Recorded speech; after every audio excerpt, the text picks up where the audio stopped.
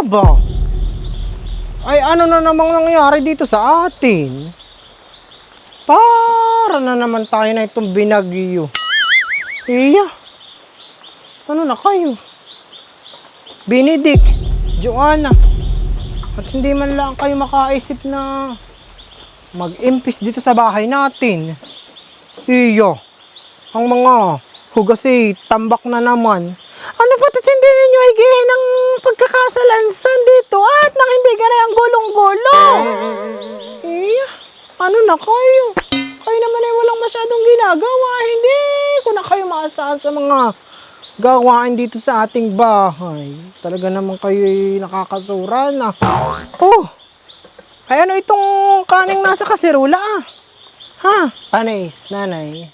Panis iyan. Aba! Ay napanisan na naman tayo ng kanin. Talaga naman kayo nakakaayamot na. Sinasabing pag magsasaing, ay kalkulahing maigi. Magsaing lang ng tama yung siguradong mauubos at nang walang ganitong nangangapanis ah! Kayo hindi maalam ang hinayang sa bigas! Ay gaano ngayon ang 1 kilong bigas? Mahal na mahal sa isinta. Talaga naman kayo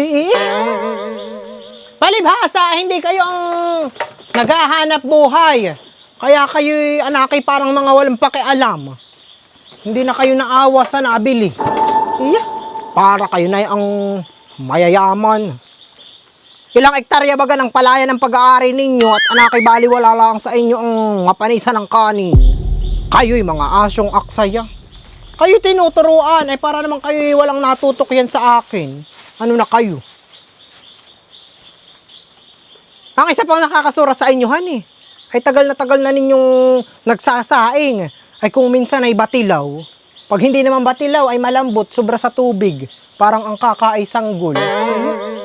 Pag hindi naman malambot, ay sunog, puro tutong. Wala na maigi. O ay yun kayo makakain pa.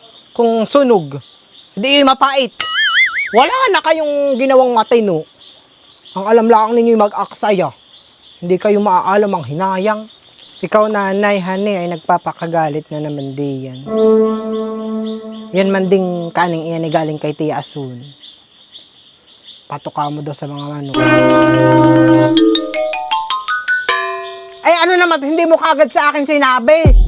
Para ka naman ang nakakabangaw. Ay ikaw ta naman nanay, ay dire-diretso ang imik. Ako hindi na makasingit.